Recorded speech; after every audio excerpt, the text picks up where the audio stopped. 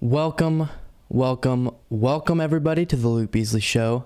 I am so excited to be with you. It is Monday. Lots to go over, always on Mondays, because the weekend, crazy stuff happens over the weekend, and then we got to go through all of it. Super excited, though. We're going to talk about Trump's rally, specifically the fact that it looks like his followers have taken control of the leader. As well as, and of course, put in the comments if you can hear me well, see me well, all that good stuff. We're also going to be covering the fact that Biden is very unpopular among the Democratic Party, and that brings up the big question of if Trump is to run or somebody else, who would run on the Democratic ticket, who would go up against that Republican, if not Biden, because it looks like the Democrats are not wanting that. Then we're going to talk about Bannon, Steve Bannon, has agreed to testify in front of the January 6th committee. And of course, Steve Bannon is one of Trump's close allies or former close allies who had some crazy ideas and helped set Trump up to attempt what he did on January 6th and the lead up to it. Then we're going to go over what's going on in Sri Lanka, some wild stuff there. And finally, we're going to go over a Pete Buttigieg moment where he crushes the Fox News host, we'll say. So lots to go over. I will check in with the chat after our first story, but I want to start with these shows just kind of jumping into the first story immediately, and then going over any announcements or anything like that later. So let's just go ahead and dive into our first story. Donald Trump had a rally over the weekend in Alaska, went all the way to Alaska to campaign for Sarah Palin, who is running for a congressional seat. Of course, Sarah Palin, former vice presidential candidate on John McCain's ticket. She is a wild character herself, but Trump went to campaign for her. And an interesting moment occurred where it looks like he's learned his lesson about saying one of the rare logical and reasonable things that he used to say, which was the vaccine's good. I'm proud of the vaccine. Take the vaccine. Because if you remember, he got booed at a number of rallies for saying that because much of his audience is anti-vax. And so this is a really interesting and important moment to look at from this rally over the weekend, because it shows for a long time it seemed like Trump was the cult leader for this cult that took everything he said as truth and followed his every move and would die for him. It now looks like the cult has developed a personality and identity of its own, separate from Trump, even though they still support Trump, but they're so united and organized as their own movement that if Trump goes against them, it's not, okay, let's follow the leader, it's let's revolt against the leader. And so that's where it opens up an opportunity for other right-wingers who are more right-wing or more MAGA than even Trump to take Trump's seat on the throne. And it's fascinating because in this clip we're about to watch, Trump kind of can't help himself talking about it, which again, I like when he talks about how good the vaccine was, because it was great. It was one of the few good things that he did. And I do think he should talk about it a lot and encourage his followers to be vaccinated and all those types of things. But he won't say the word vaccine, but then he calls out the fact that he won't say the word vaccine, pretty clearly saying, I'm just scared of y'all, so we'll figure it out later. Really, really interesting. So let's watch this. Then we did a hell of a job, never got credit for that. More people died under Biden, you saw that. And the job we did with COVID, or as some people call it, to be more accurate, the China virus. But we did so much in terms of therapeutics, and a word that I'm not allowed to mention, but I'm still proud of that word. Because we did that in 9 months, and it was supposed to take 5 years to 12 years. Nobody else could have done it, but I'm not mentioning it in front of my people. But someday we're going to have to all sit down and have a little talk. But you know what? We did a hell of a job. Biden created... Wow, that is not something you see in political speeches often. And that's one benefit to Trump, if you want to call it that, is that his mind works in such a way that when he really has something on his mind and his speechwriters have not put it in the speech explicitly, his advisors have said, don't bring this up, he can't help himself because he has an internal rule where when he wants to say something, he's going to say it. And it's gotten him into trouble, obviously, as we know, but it's also something that people like about him because they think he's being honest and frank with everyone, even though, yes, he's saying things politicians usually don't say, but half of those things are lies. So not really a benefit there. But you can see why the aesthetic of someone who's more unscripted and says what they mean and all those things is appealing to someone. You just wish it didn't come in a right-wing, lying, anti-democratic package, if that makes sense. But with this specifically, it's so fascinating because he's up there wanting to take credit for the vaccine because he knows it was one of the good things that his administration did, investing in the vaccine and trying to speed up that process to get the vaccines out to Americans as soon as possible.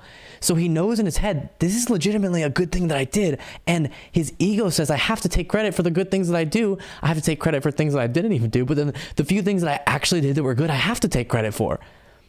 But then screaming on the other side of his brain is, my followers have booed me and I hate the sensation. My ego hates getting booed. So instead I'm going to do this weird tiptoe where it's like, haha, I didn't exactly say vaccine or that it was good, so don't boo me, but I'm also going to let everybody know that I'm proud of it and blah, blah, blah. It's so fascinating and uncomfortable to watch. And you can tell he's had conversations behind the scenes with his advisors, with his allies, and they're like, dude, MAGA loves you except for when you bring up the vaccine issue. They've been so brainwashed by right-wing media that is a no-go. So don't bring it up. And he's sitting there like twitching because he can't make up his mind between, should I take credit for a good thing I've done or save myself from the uncomfortable and demoralizing feeling of being booed? And he couldn't figure it out. So he just goes, the word I can't say because of y'all, the word I can't say, meaning vaccine. Fascinating stuff. So the two takeaways from this is, one, the cult has an identity of its own and it doesn't just follow the leader. It also controls itself to some extent. But what I think the biggest takeaway, and this connects to the first one, is that right-wing media is more powerful than Trump himself. That is a huge thing that I've been curious about. Is Trump a more powerful leader of this movement, or is right-wing media as a whole? And it looks like right-wing media as a whole was, because used to anti-vax sentiment kind of came from random places. A lot of weird, liberals even were anti-vax.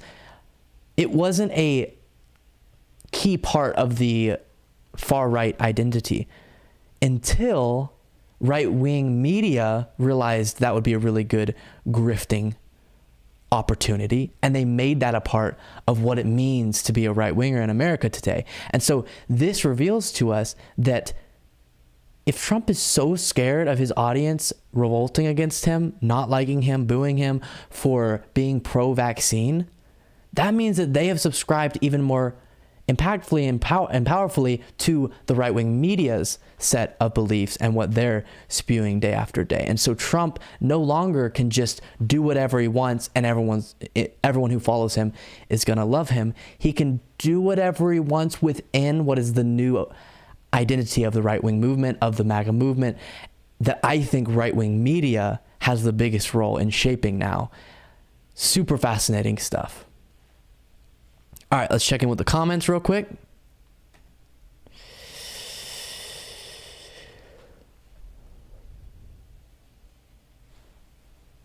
Yeah, the Pete moment is epic. Bannon is very smart. Well, smart at being terrible, maybe. Leslie said, oh, yeah. Responding to Jimmy, let's see. Sosa Lukang, great to see you. Ruminate, what's up? We have lots more to go over, so don't think that he's even scraping the surface of what we have to talk about today. Super excited. And then in our post show, we have some Jordan Peterson nonsense to look at, so that'll be fascinating. He something's happened to him. I don't know. He's falling off of a cliff with how wild he is. Crazy stuff. All right, let's go ahead and jump into our next story. As most people are now aware, Joe Biden is not popular nationwide, but even just among Democrats, there's a sentiment, a clear and loud present sentiment that we do not want Joe Biden to be the 2024 nominee for president for the Democratic ticket. And this was found very clearly in a recent poll that revealed, quote, just 26% of Democrats said they would prefer President Joe Biden to be their party's candidate in the 2024 election. That means 64% want someone else heading the ticket, a new poll found. Now, just think about this. Because we're in this current American climate and everyone kind of has a sense that Biden isn't doing so well and not very popular and stuff like that, this may not shock you. But compared to other times, almost always the current president, if it's their first term, most people in that party are going to be like, definitely they should run again. When Obama was president, his popularity was 80 plus among Democrats. Same thing with Trump among Republicans. So having a party who looks at their president who has the opportunity to run again and says, nah, let's pick someone else, when there really isn't a clear someone else, but who cares? Just not Biden is kind of the sentiment from Democrats, is really, really fascinating. Continuing on from this CNBC article, quote, Biden's age and job performance were the top reasons cited by Democrats why they wanted a candidate other than Biden to be the party nominee. The New York Times Siena College poll found. Age, job performance, competency, stuff like that tends to be what people think about when analyzing the situation. Just 13% of voters of all kinds say the United States is on the right track, while 77% say it was headed in the wrong direction. That's devastating. You as a president don't want to look at your country and see numbers like that. 77% of people think we're going in the wrong direction. Now, is that on Biden's shoulders? No. I mean, some of it, of course, but for the most part, there's a lot of factors going on as to why people are so unsettled and fearful. And one of those is this emergence of a right-wing, anti-democratic movement in the country that makes at least a lot of liberal respondents go, we're in a bad direction, because it doesn't look like the Democrats could effectively stamp down that movement. Last point here, quote, Biden would likely defeat former President Donald Trump. So this is a hopeful part of the article. Again, if the election were held today, the survey suggested, with 44% of voters selecting Biden compared to 41% for the Republican he beat in 2020. So I don't know about that. As we know, polling on this is tough to gauge because Republican motivation is so much stronger than Democratic motivation most elections recently for some reason. I don't know why. But when you look at a poll, it's like 44% to 41%. That 41% is going to be a lot better at following through with voting if they said that in a poll compared to Democratic voters who are like, yeah, of course I would vote for Biden, or even some independents. Of course I would vote for Biden over Trump, but then they don't actually go out and do it because Biden isn't a motivating character. Now, they did in 2020 because Trump was so divisive and had managed the pandemic poorly and had all of this angry sentiment against him that it was kind of like any Democratic nominee would have benefited from that fear and hate that was directed towards Trump, pushing people to the polls for the Democrats. But you give a few years for that level of heat to wear off on Trump and he runs again, and Biden's trying to run against him. There's not a bunch of energy behind Biden. There's tons of right-wing energy behind Trump. Scary situation, even if the polls right now suggest otherwise. So what does this mean for Biden and the Democrats? Well, I think they're right now just absolutely messing up, dropping the ball on thinking ahead even just 2 years. The 2024 election is just around the corner. If you understand the way presidential elections work, usually you have years and years that you're working this out. Now, you announce 1.5 years before the election, but you're planning that 4 years probably before the election. And so because Biden is not being clear on whether he's going to run or not, and he's pretending like he is going to run, that's causing a situation where other Democrats who might be trying to take that slot if Biden ends up not running, which I think is pretty likely that he won't, they're having to take a back seat, not start those preparations because it would be seen as antagonistic towards the leader of the party right now. So I think the second the 2022 midterms happen, he needs to announce, I'm not running. And then they need to put all of the Democratic Party's weight behind a person that they feel could beat Trump and make them a rising star, give them all the attention they could possibly can, to have some hope in defeating the Republican Party. So from my perspective, I hear a lot of names floated. Guys, let me just shut down some ideas here. I love AOC. Stop saying she's an opportunity or a possible 2024 presidential candidate. Nonsense. She literally, I think, would barely make the age cutoff. She would be exactly 35, which is the minimum age for being president. She does not have the level of experience, the level of specific national attention that you would need to be seen as a presidential candidate. And I think if she does have presidential aspirations, that's way down the road, okay?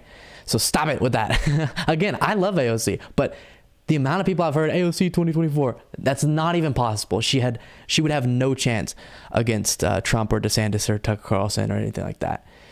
Another one I keep hearing is Katie Porter. Again, same situation. Not the age piece of it, but the presidential candidate viability. No chance. Jamie Raskin, someone I like. Does he have the ability to build a presidential campaign at this moment? I don't think so. The only ones that I think have a reasonable shot is someone like Raphael Warnock, Ossoff. Again, I think Ossoff's too early, similar situation as AOC, or Gavin Newsom. And people go, oh, Gavin Newsom, no.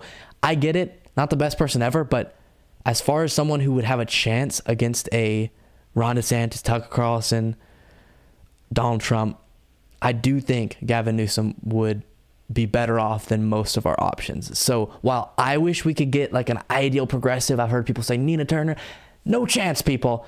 Either they have to get into positions of power that are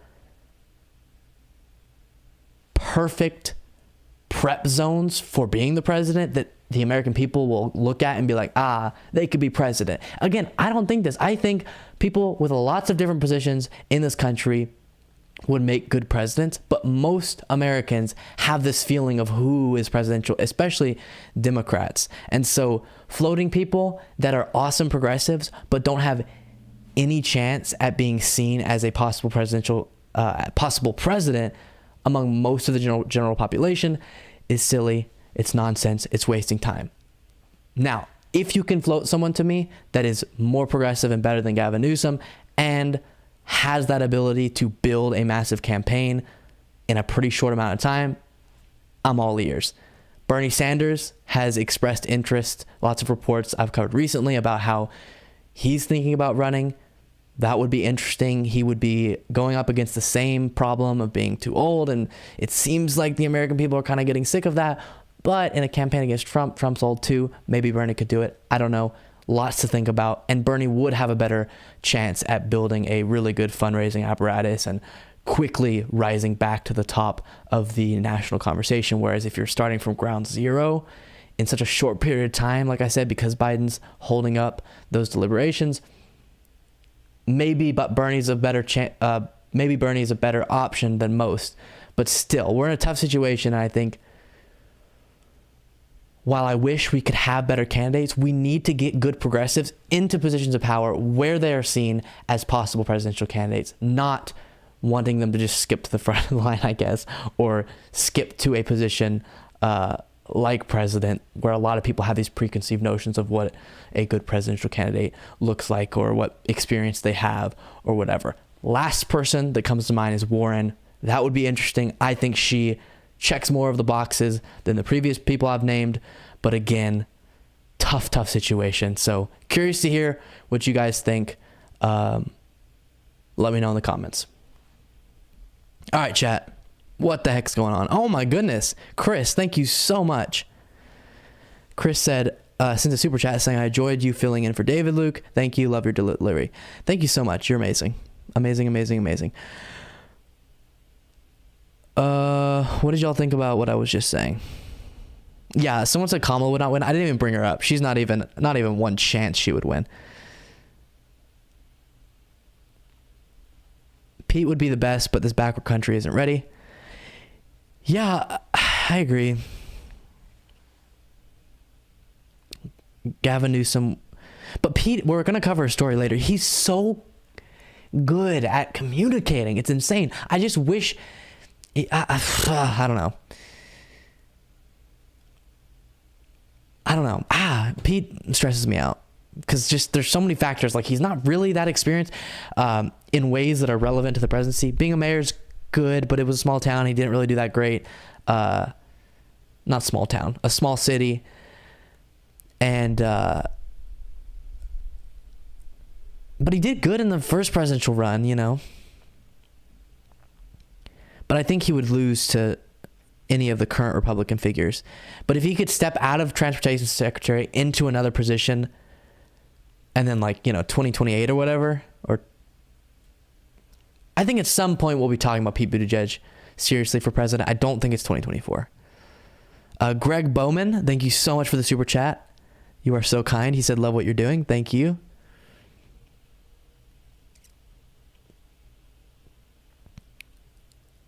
Yeah, I think that we have a lot of good candidates who just aren't ready yet, as LT said. Like Pete, at some point maybe, not now. AOC, definitely not now. Again, people float Nina Turner. She lost 2 congressional races. She's not going to win a general election. Just a lot of examples that I'm like, if they could move forward in their political career a few years down the road, maybe, but now, no chance.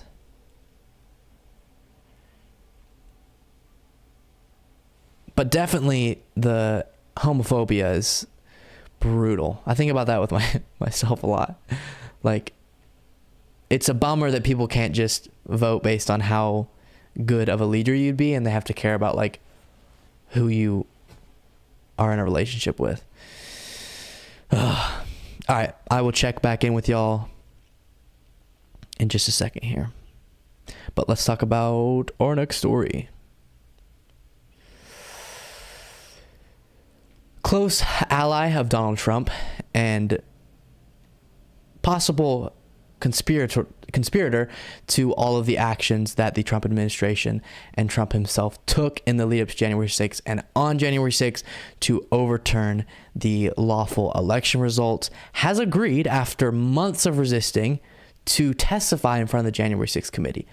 Fascinating stuff. Let's read from Bloomberg.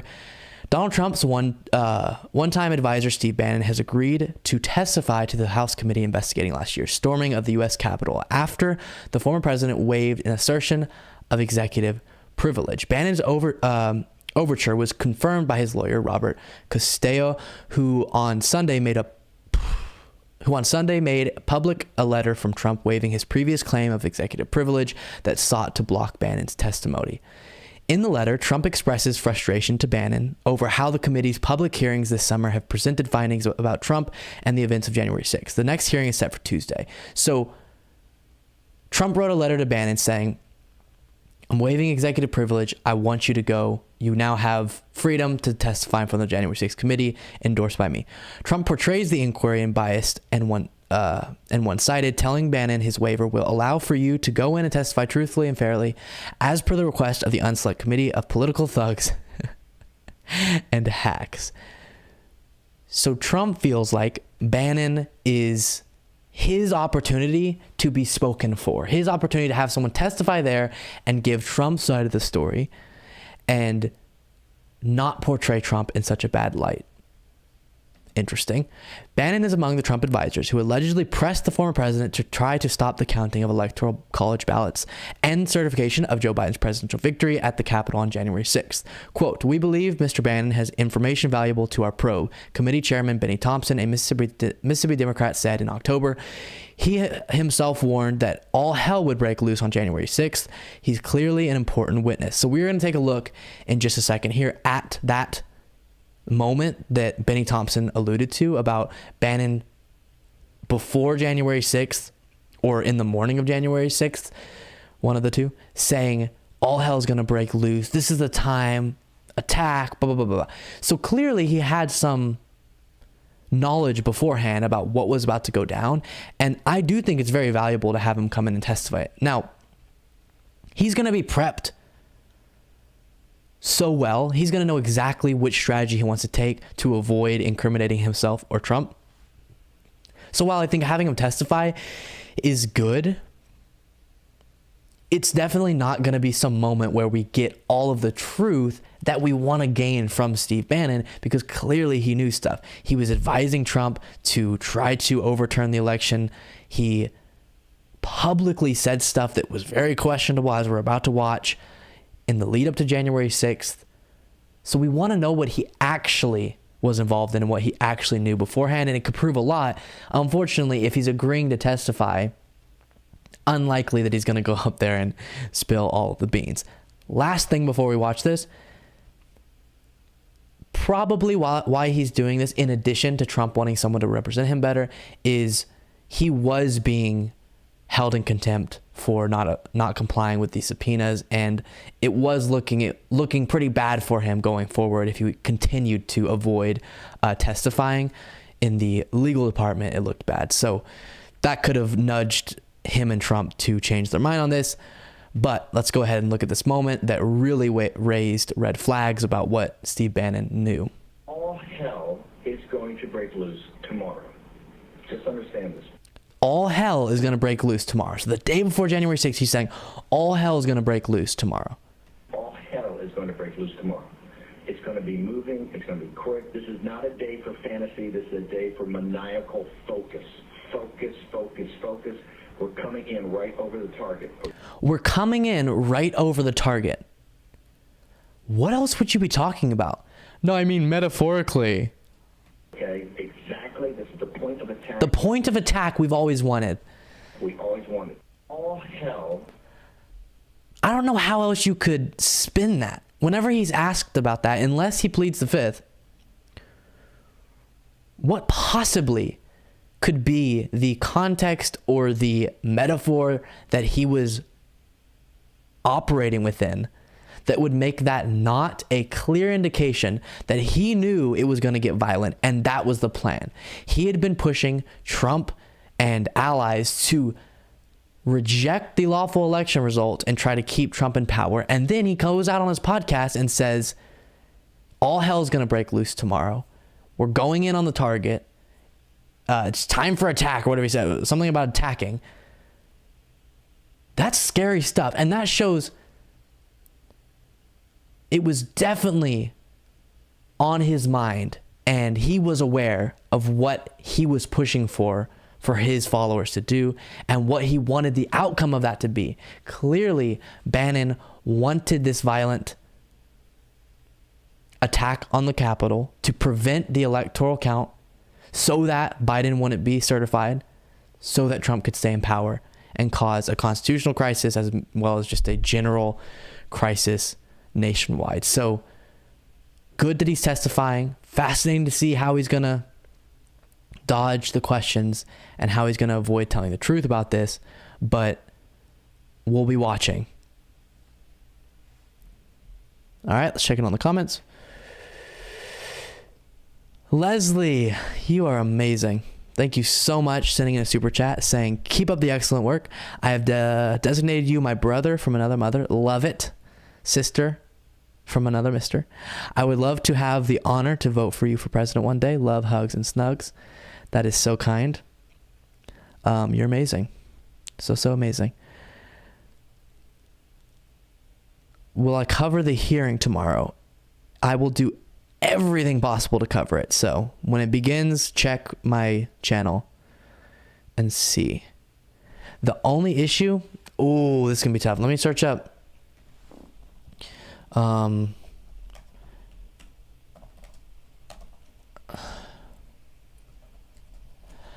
what the time is. 10 a.m. Eastern. No, I'm not gonna be able to cover it. Dang it. I'm driving an hour out somewhere. Going, well, how much details do I say? I have to drive somewhere tomorrow. That's what I'll say. So that's really disappointing.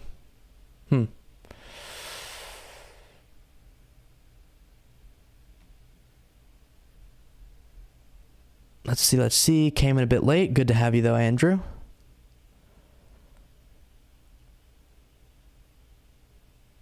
He is such a divider. I totally agree. What a psycho, life in jail. It depends on what can be proven that he did, obviously.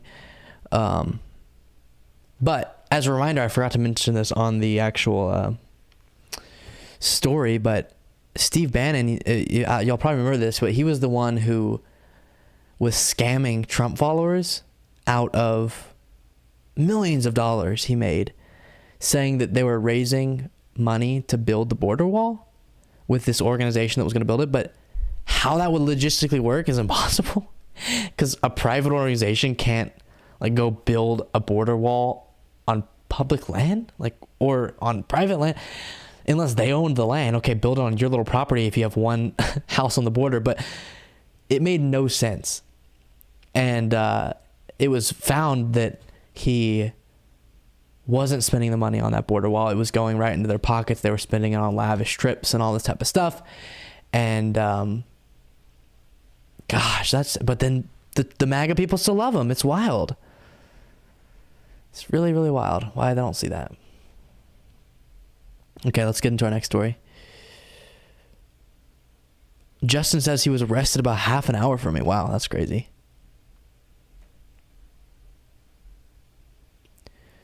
There is a massive economic and societal crisis going on in Sri Lanka. I don't think it's getting enough coverage for how monumental it is. So pretty much due to years of buildup to a massive economic crisis and a massive economic issue, they have now, plus the addition of the pandemic and all of the economic problems that caused, they had an economic meltdown that was wildly mismanaged, this whole process by the government, leading to terrible economic conditions over there, as well as now violent uprisings against the government. So we're going to be doing a lot of reading on this, but please bear with me, because again, these stories are never the ones that are going to get the most views and all that type of stuff, but it is important that we keep up with what's going on around the world, and be knowledgeable about it. So reading from CNN, Sri Lanka, an island nation of 22 million, is facing an economic and political crisis, with protesters taking to the streets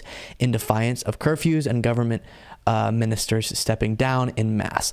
We're going to get to a video after we get through this article of mass amount of protesters storming one of their government buildings and taking it over. Wild stuff.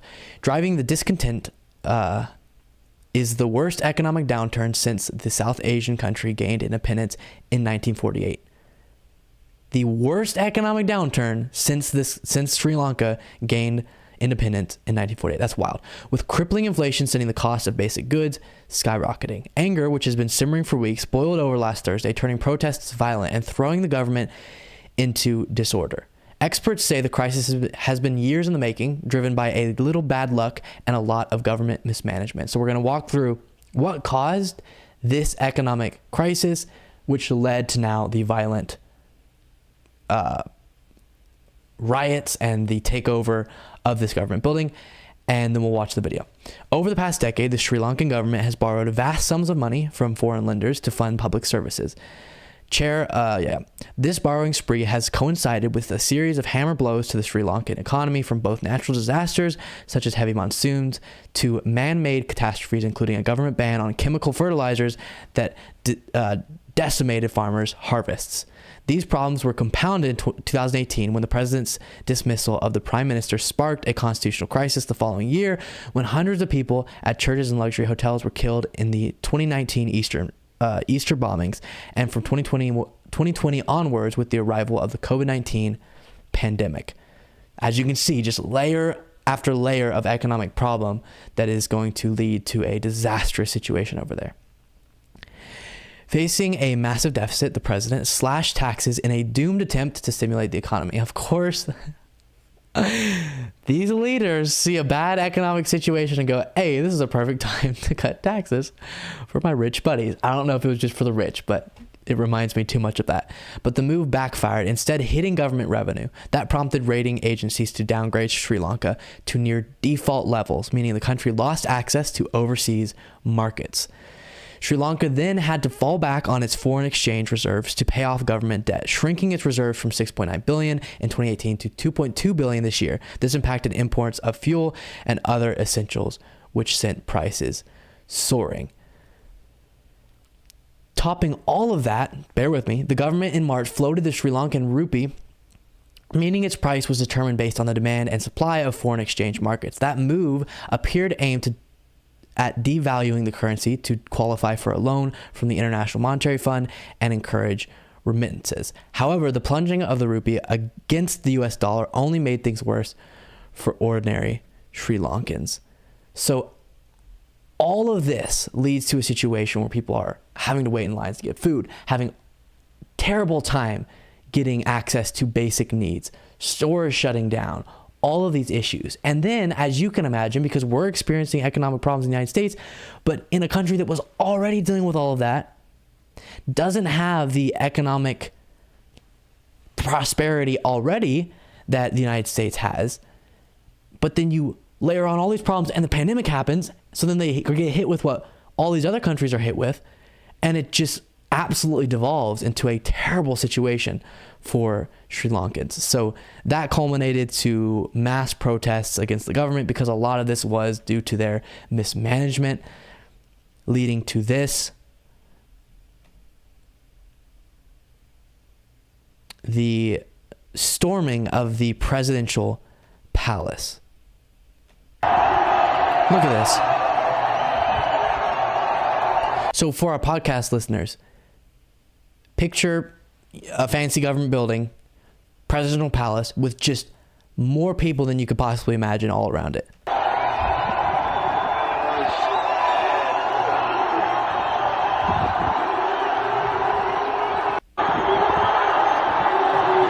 Look at that.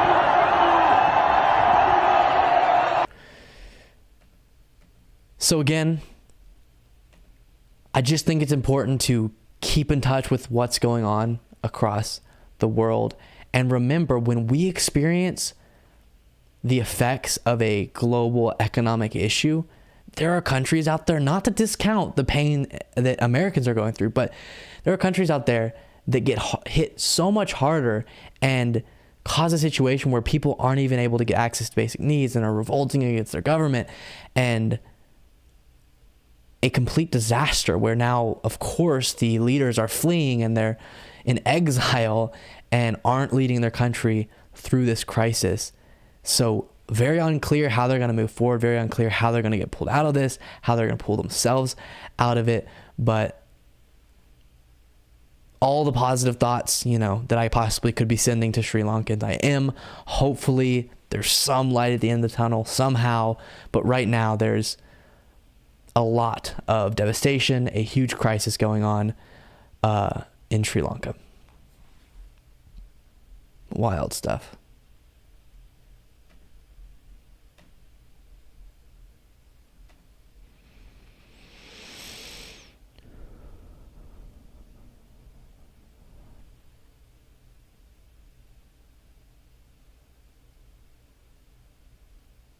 Oh, for my editor, can you attach this to the end of the last clip? I want to be able to say this. To be clear, while of course you understand the rage and all that type of stuff, I'm not saying violence is the answer at all. I'm not saying that we're cheering on any sort of harm that's being caused. But I am saying my heart is going out to all the people in Sri Lanka that are suffering, while I don't wish for any sort of violence in response to this. Okay. I already saw someone in the chat pretending that was me cheering on an insurrection. That's not what I was doing at all.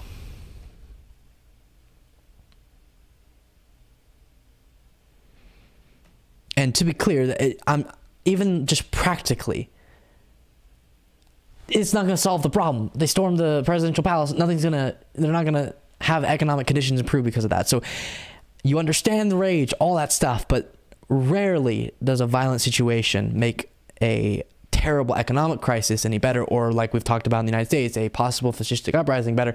Rarely does it ever work.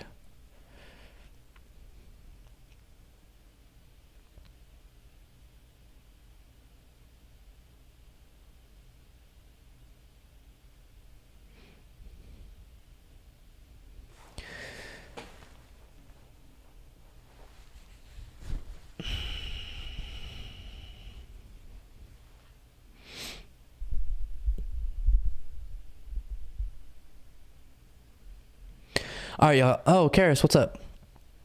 Let's get into our last story, and then I know it's funny. You think, oh, that's happening in Sri Lanka. That would never happen. Oh, wait, that happened here. Not to that level, obviously, but you used to be conditioned to see like the storming of palace, storming of a government building, and think, oh, that's like a other country's deal. And then now that's something we've experienced, which is a little bit sad.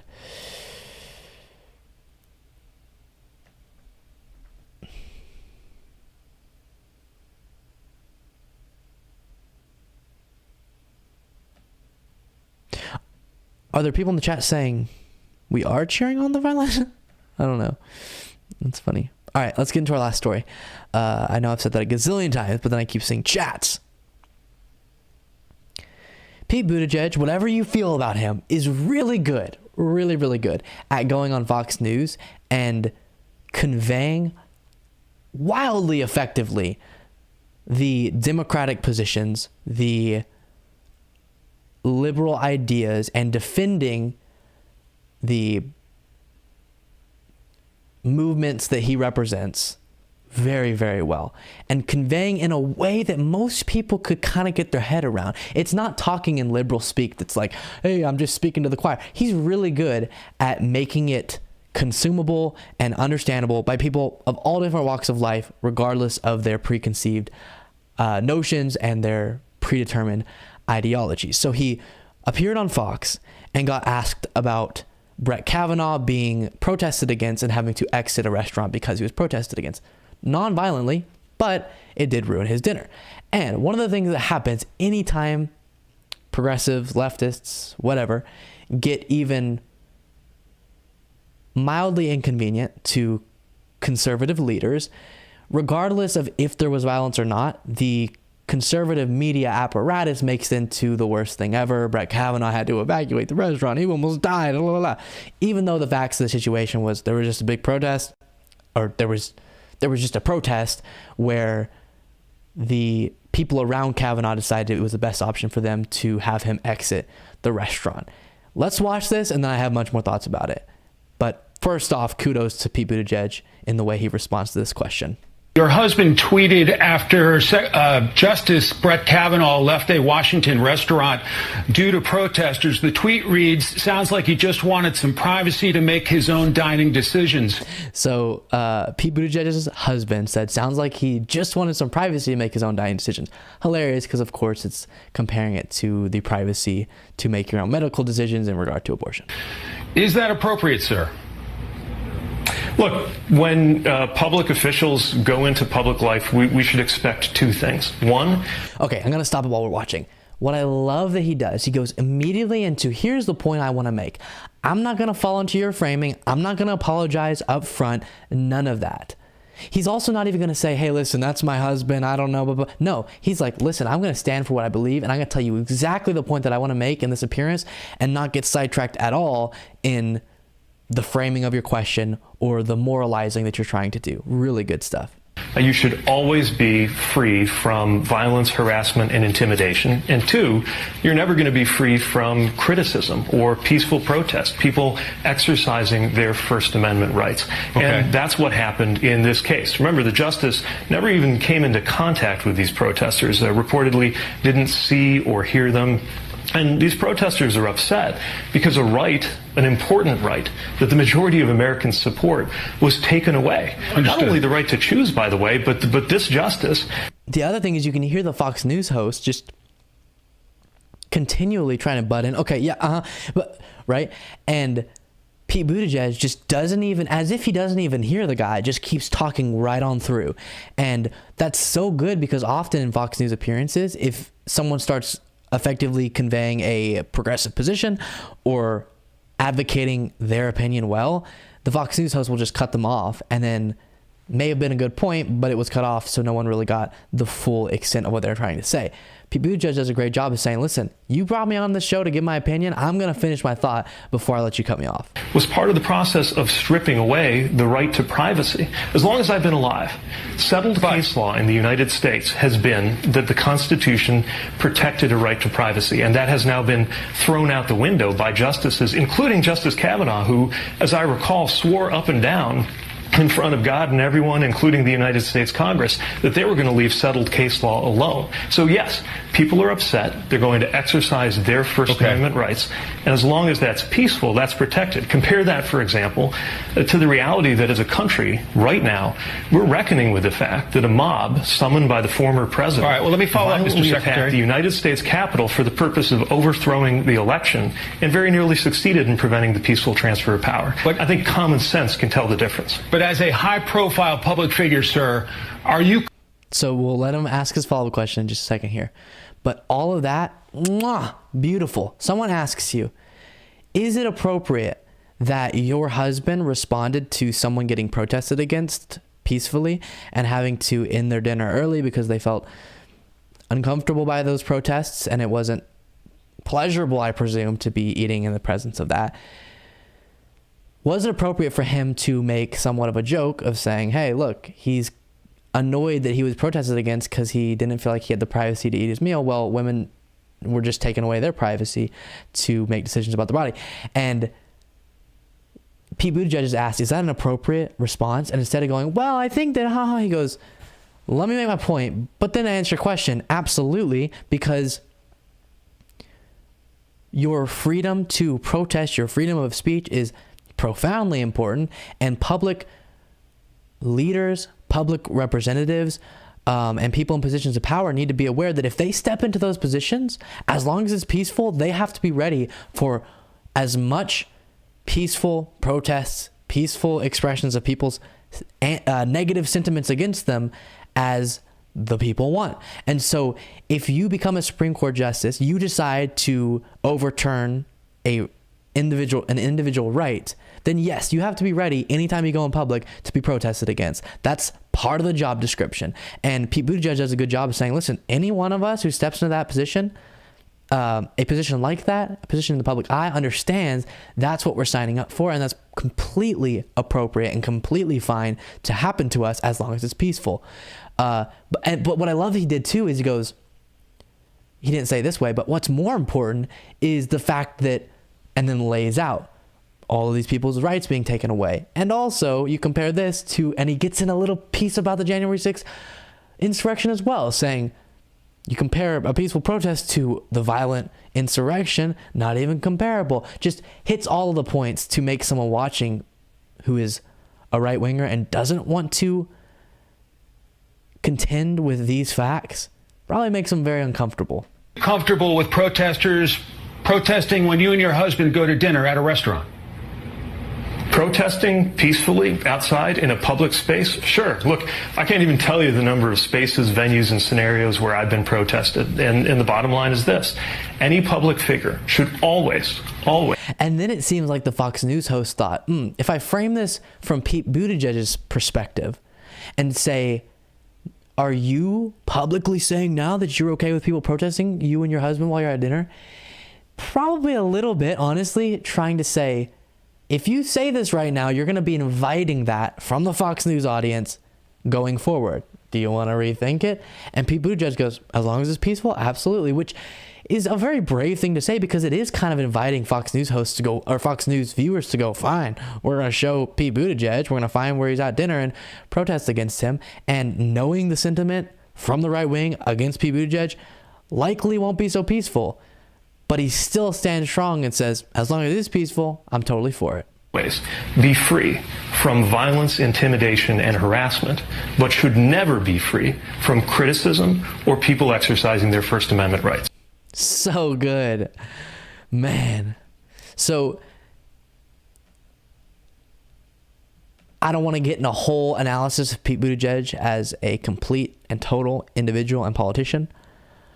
I think he made mistakes during the primaries. I think he has his flaws. I think all of these things. But as far as members, prominent members of the Democratic Party, he is undeniably one of the best communicators and one of the best messengers for the Democratic Party.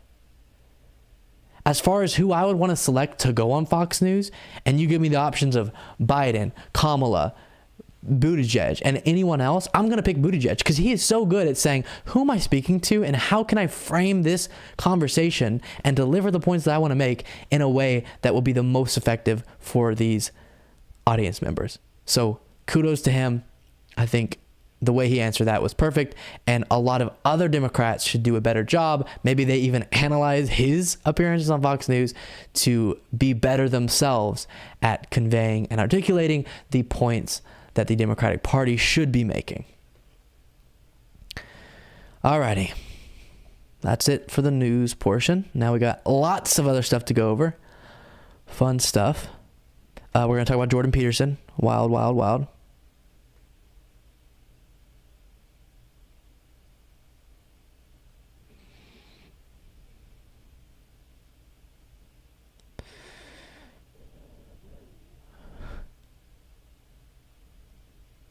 I hope you talk about Kamala's interview. I watched that on a Patreon bonus show. So if you want to become a member and watch that, patreon.com/Luke Beasley, $5 a month. Come on, $5 a month. You can do it. And it'll give you access to a weekly bonus show. But we talked about Kamala Harris's interview. So horrible. She's so bad at articulating the points that we need to make as a party. It's really, really, really, really upsetting. Leslie, I want to engage so much. I don't think it's to your benefit with our man here. Okay. Let's talk about this in a second here. All right. Let's go ahead and just jump into the Jordan Peterson stuff, and then I'll kind of chat with y'all more. So I don't know how many of you guys are aware of Kyle Kulinski. He's a leftist YouTuber guy, and he had on his podcast Jordan Peterson, who I don't know what happened to Jordan Peterson in his life, but he is deranged these days. He's always been wrong in his political prescriptions for the most part, but he's gotten an enhanced level of deranged in recent months, recent years. Particularly, he is obsessed with the trans community, as is the whole conservative movement right now. Speaking of which, let me pull up, just as a little self-promotion here, I tweeted out this. Don't forget to follow me on Twitter, Luke P. Beasley. I don't tweet that much. I got a lot going on, but I try. So show me some love, please. I tweeted this out. A friend told me I need to watch right-wing media to keep myself ideologically balanced. So I did. Did you know that all they do on right-wing shows is attack trans people? Like, welcome to the show. Today we're going to spend an hour trashing trans people. It's an obsession. So this Jordan Peterson stuff is a great example of that, and we're about to jump in, but he got banned from Twitter for harassing or whatever Elliot Page, who is a trans man, and he was just being stupid, right? So he got banned from Twitter, and they said we'll unban you if you will just delete that one tweet. And he said, I would die before I deleted that tweet. Cool, you're such a hero for freedom and whatever. You operate on a private social media platform. They have terms and conditions. You violated them. I don't know why I need to care. But he gets even more into his anti-trans stuff because that's kind of why Kyle brought him on the show. So that's what we're going to be watching. So I noticed and he did like a full multiple hour podcast, you know, or I don't know how long it was, but long. It's a full podcast, but he uploaded teasers that are more, shorter portions that we'll watch. The other day, you were banned from Twitter. Now, I'm somebody, nobody can argue against my lefty credential. Jimmy, thank you for your super chat. much appreciated. He said, disingenuous of you to say the court took away abortion rights. Abortion was never a right. Facts. I think the word for what that statement, feel free to send as many super chats as you want to talk. I'm happy to talk with you through that means. So I'm not shaming your super chat, but I am shaming what you said in it. The word for what you said in that is incorrect. That's like incorrect. It did establish a right to women making decisions in certain, before viability, and it made states not allowed to infringe on that.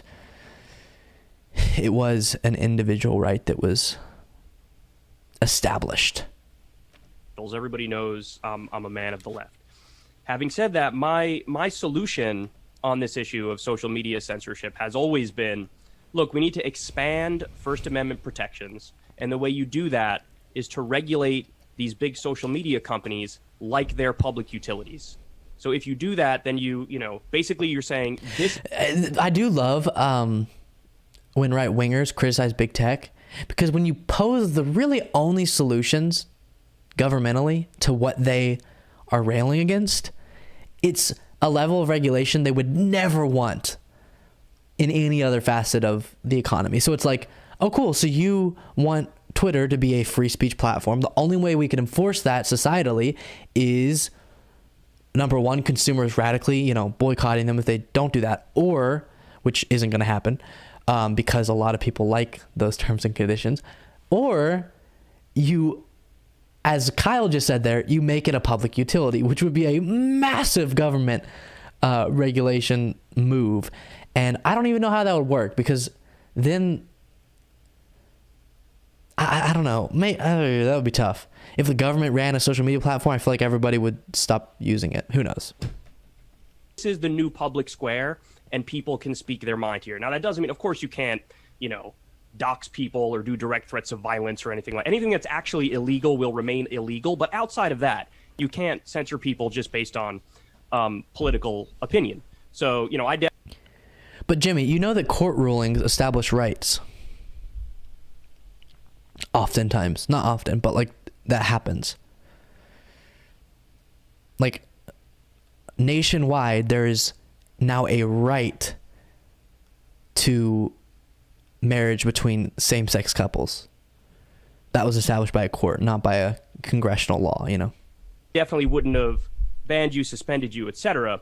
But I do have a question about that specific tweet that did get you in trouble, because, you said something to the effect of, well, I don't know if it got me in trouble.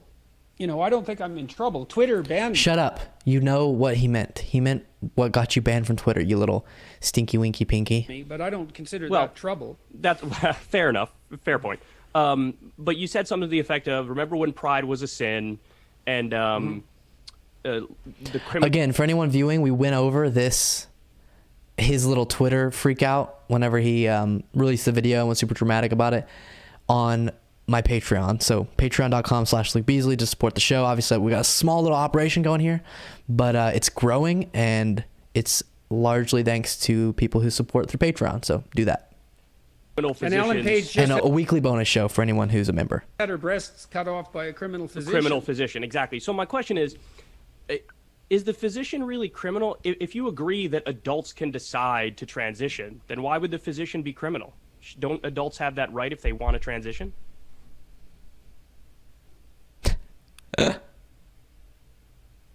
Not everything legal isn't criminal. What? Not everything legal isn't criminal? Doesn't criminal mean illegal? Wait.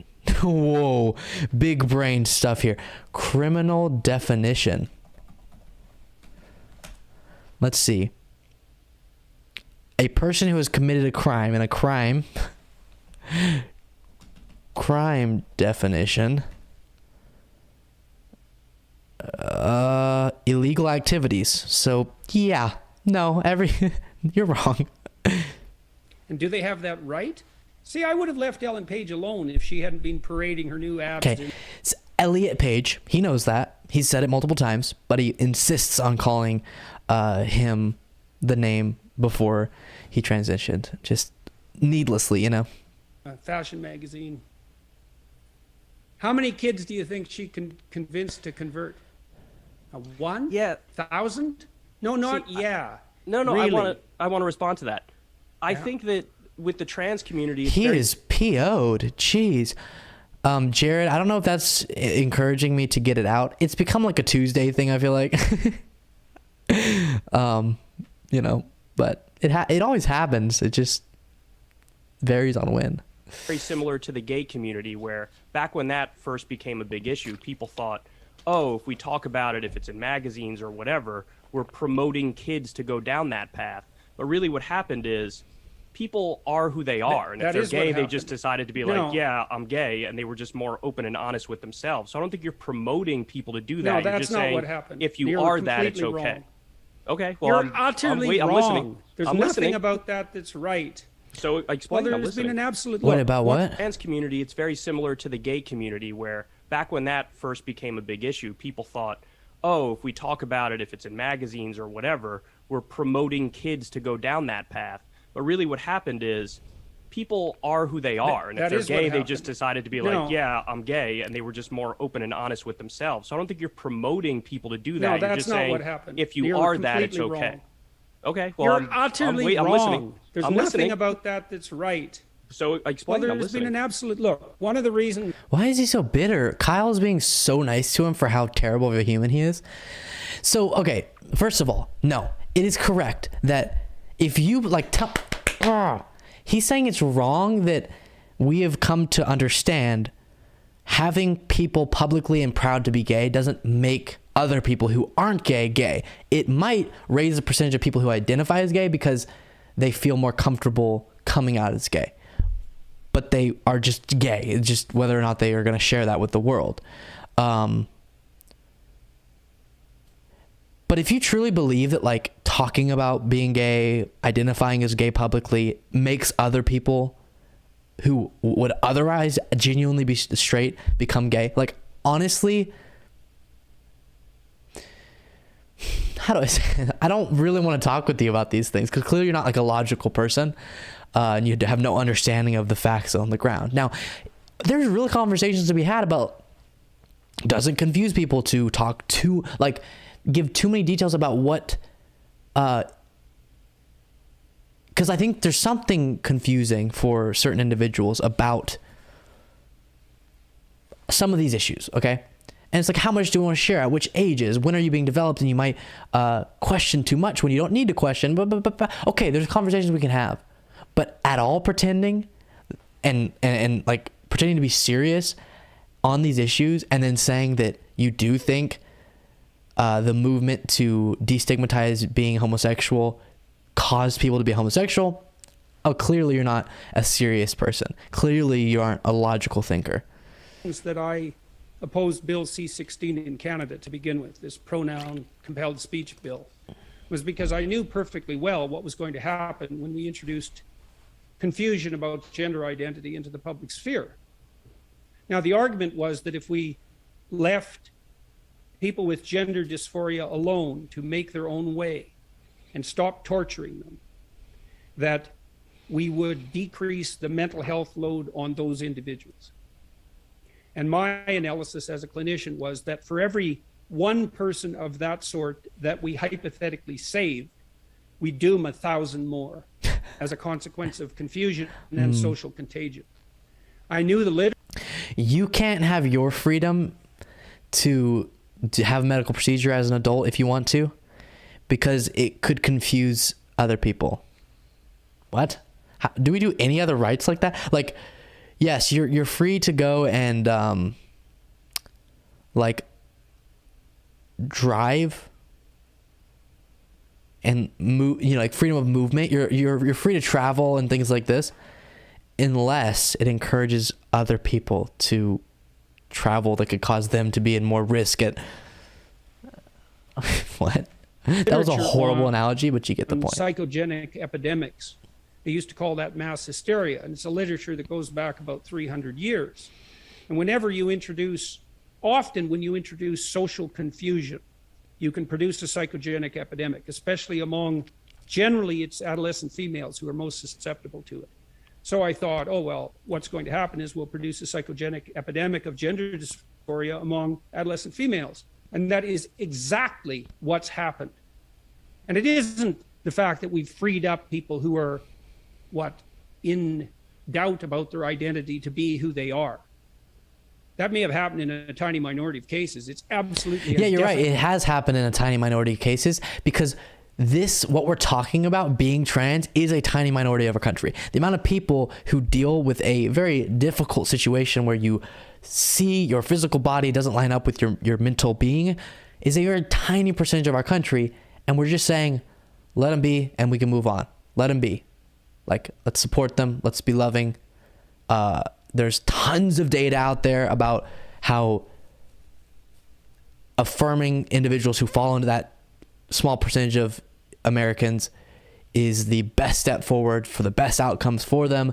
And of course, it's a massive decision. They know that. People aren't willy-nilly going to the doctor and, hey, I'm going to transition. It's a long, lifelong process and identity struggle, if you want to call it that, because there's like a misalignment between your physical body and your mental being. But like, we're not saying every single person needs to go, and obviously we all know this because most people, as myself, have existed in this whole world, the whole life, completely comfortable in the fact that I was a biological male and a man in my gender, and never a problem. I felt great. For some people, that rubs. It's a big problem. They're aware of it. They can go through that journey with psychologists and with doctors and all those things. Stop getting in their business. I'm never going to be able to understand what that's like. So let them sort it out. This isn't making a bunch of people who are otherwise cis going, oh, I'm going to just, for fun, transition. For fun, identify myself as one of the most stigmatized groups in America. Sure. Definitely the case that we've doomed thousands of kids to brutal, mutilating surgery and premature sterility. And we've done that on the altar of our hypothetical moral virtue and compassion. Look, I read a corporate analysis of the trans surgery industry last week. Growth rate projection for you lefty types and your anti-corporatism. Growth rate projection, 15% per year. Invest now. A $350 million business. So that's really scary. Ooh, if it's really just about people's identity, why is it a growing industry? Most obvious thing in the world. Like 2 seconds ago, you would not be able to exist in most areas of our society without being so stigmatized and hated if you transitioned. So obviously, the medical industry that is relating to helping people through that physical transition is going to be very small because no one's going to feel comfortable. They're just going to exist in a very unhappy state. Once it gets a little bit more accepted, supported, and you can live a lot of places now in the United States without being completely treated horribly, like notably liberal places, of course the industry is going to grow because more people are going to be able to express that physical expression of what they've been dealing with mentally. As of 2022, projected to expand to 750 million by 2027. No moral hazard there? There's plenty of moral hazard there. And that surgery is absolutely brutal. So what percentage of the population do you think, in your conception of how this is unfolding, what percentage of the population do you think is going to end up being trans at the end of this? Do you think like one day it's going to be like 70% of the country is trans? Well, we know already that about 1 in 5 adolescents now identifies, to use that hated word, identifies as part of the hypothetical LGBTQ plus. It's not hypothetical. Wait, what? Hypothetical. Do you know what hypothetical means? You can say you don't believe in the legitimacy of the people within that group, but saying hypothetical makes it sound like we're talking about a group that doesn't exist that we're saying, what if it did exist? The hypothetical LGBTQ community. There is an actual LGBTQ community, which we describe it that way to mean anyone who falls in these identity categories, being sexuality or gender identity and stuff.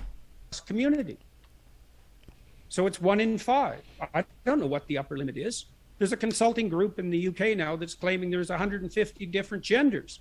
There's actually, I suppose, 7 billion different genders if you want to get technical about it, because everybody's temperament differs. But I don't know what the upper limit is, and I have no idea what the upper limit is for this surgical intervention. Okay. I did a story, I covered this when I did that video about trans people and issues and stuff, but like, I want to say this for conservatives, but this is the case right now. Yes, it should be a significant, extensive process to make the decision of if you want to physically change, like pretty irreversibly, parts of your body. But that is how it's treated already. Okay? We walked through, if you want to look at the details, go just search Luke Beasley trans people. It should pop up probably. The video I did on it.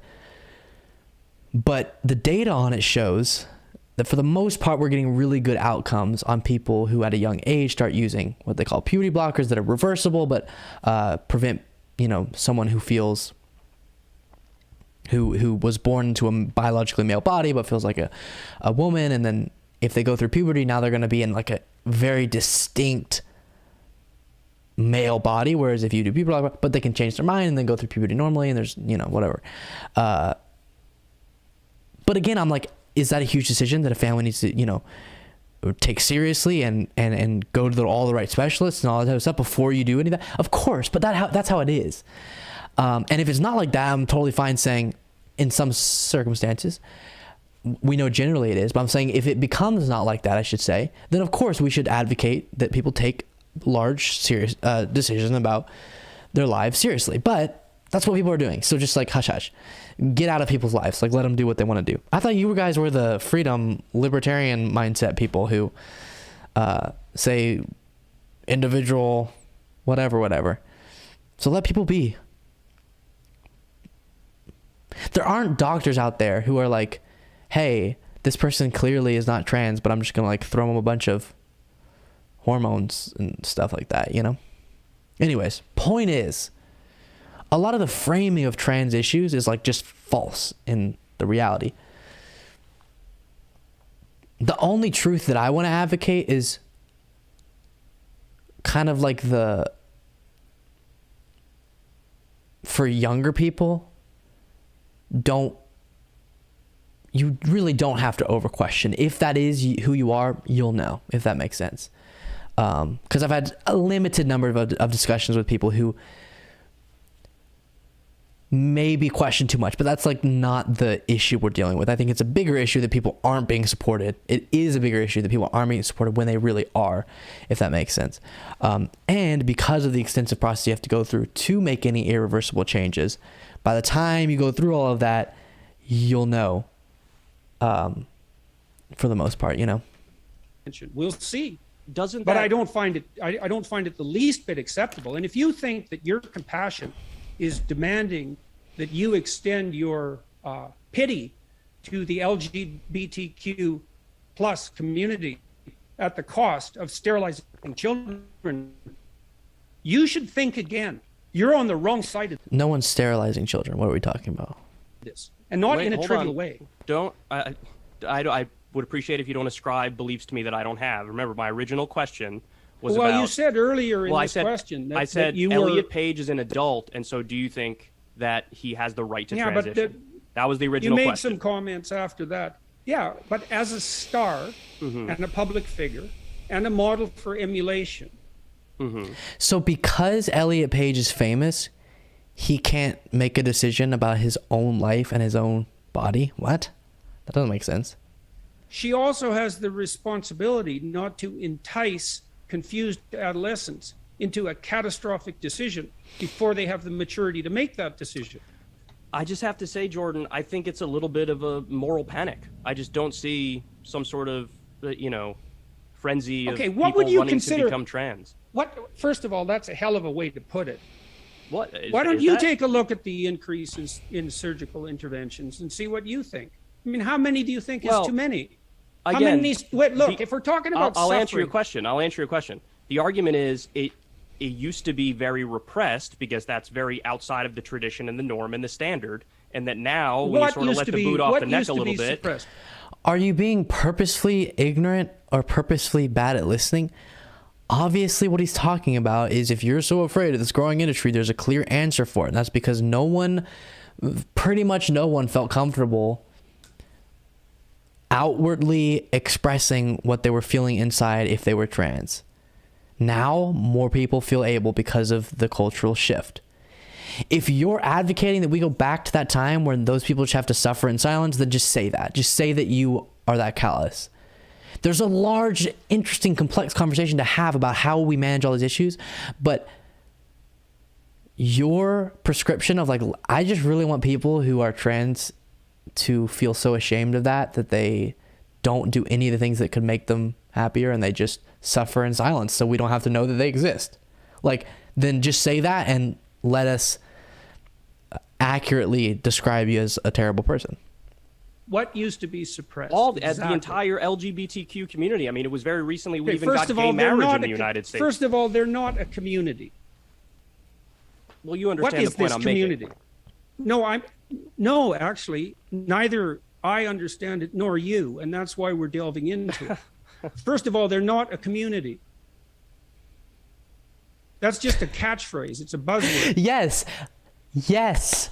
Like every group that we describe in the country, we put community after it as a shorthand for this group of people.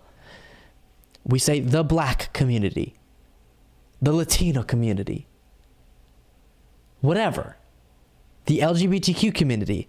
We don't literally mean that they're living in the same place and they all know each other, even though you'd be surprised how many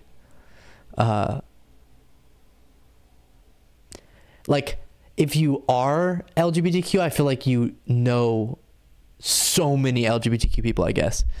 Because for me, once I came out, it was the percentage, how many people I knew. So we're kind of a community, see each other on the streets. Hey, no kidding, that doesn't happen. But yeah, the religion, right, the Christian community, even though they don't all get along or they don't communicate with each other all, but you still get the point. Him focusing in on this shows that he doesn't like the way the conversation is going. So it's let's derail it to some random direction. And I'll tell you something else, that almost all the kids who are undergoing surgical intervention, the clinical literature is absolutely clear on this.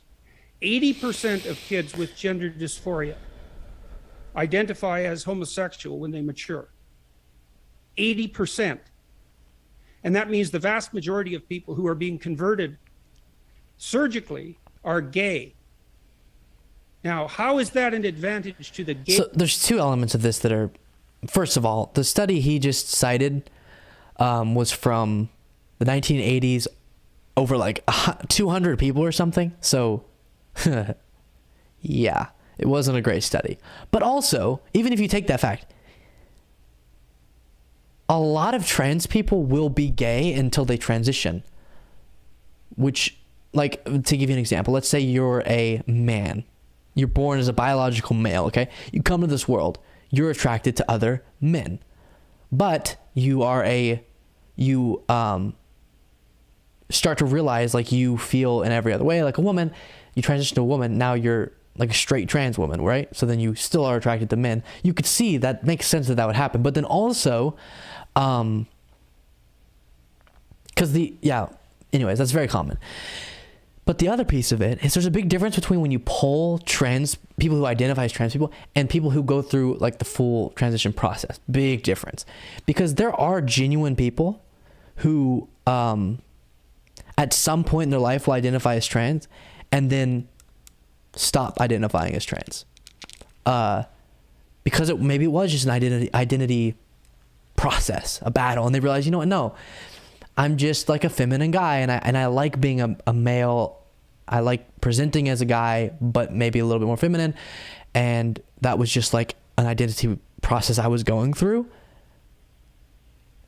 That's not, those types of studies aren't done of like people post transition say like, oh, I realized that I was actually just a gay male and but then I transitioned, right? So that's an important distinction, because you'll hear those polls a lot, like this many people regret being, or like reverse being trans or something like that. It's like, well, you can imagine, because it is a matter of identity, you have to, it's just like what you identify. The only way you would know is if someone told you, as far as them being trans. Because that's the case, there's going to be people who just kind of use the term because they're working through stuff, whatever. But you better believe if they're going to go through the entire process to physically transition, it's going to become clear if that's just a moment or if it's their genuine long-term identity. And I think supporting people through any sort of identity is important, like any identity process.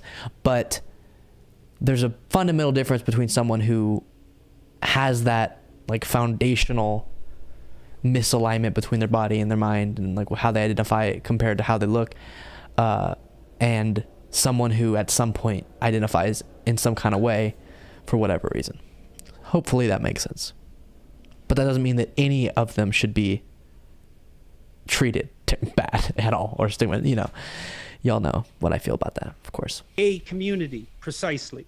No, see, I'm not taking a position in any way, shape, or form on the kids, because I don't know the first thing about this to comment on the kids. Well, but see, that's why we're having this conversation, though, is because my original question was about the adults and what your take is on the adults. And it sounds to me like, let me ask you guys, would you ban transition surgery for adults?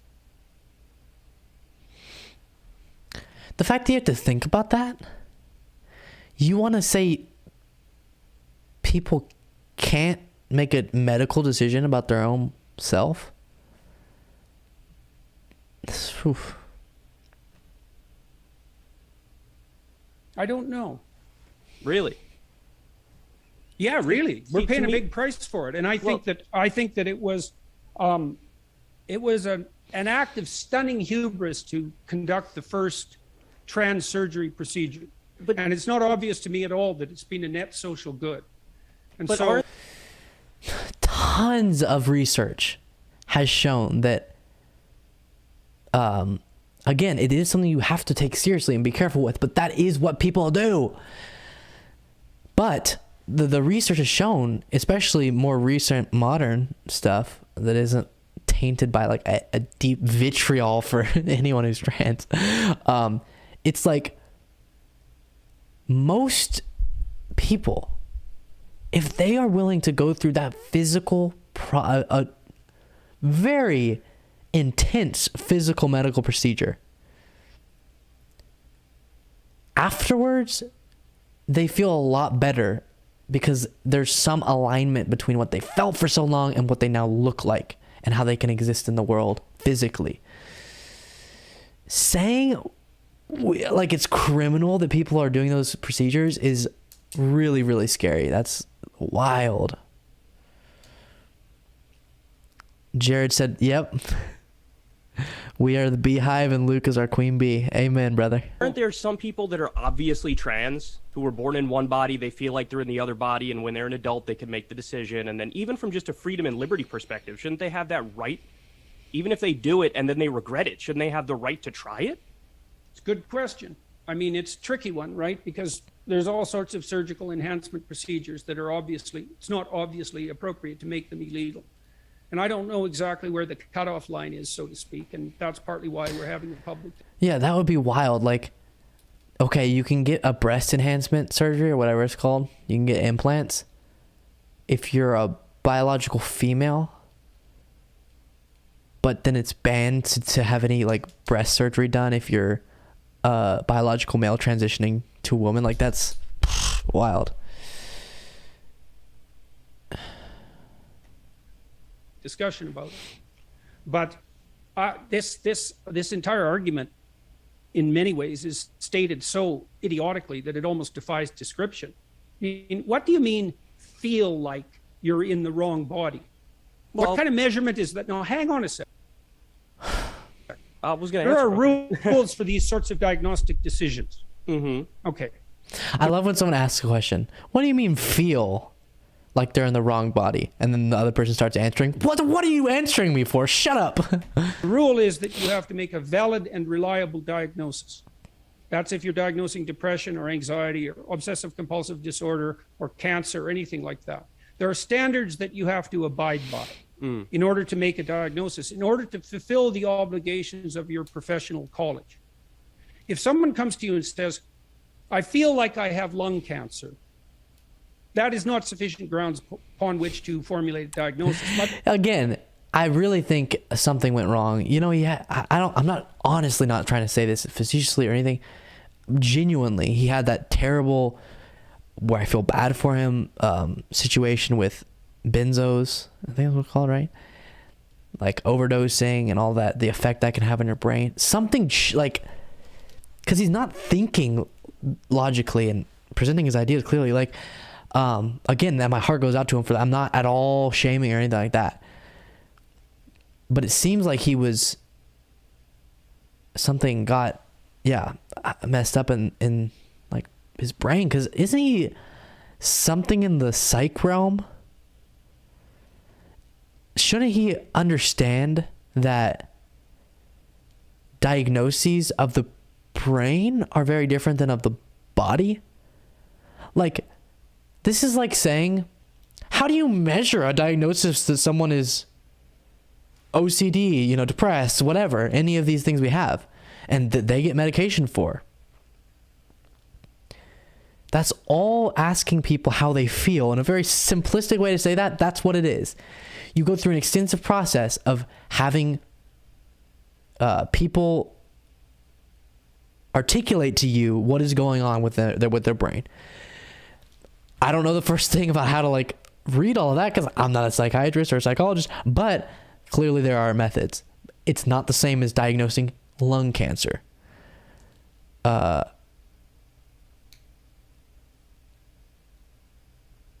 He taught psychology studies at university, right?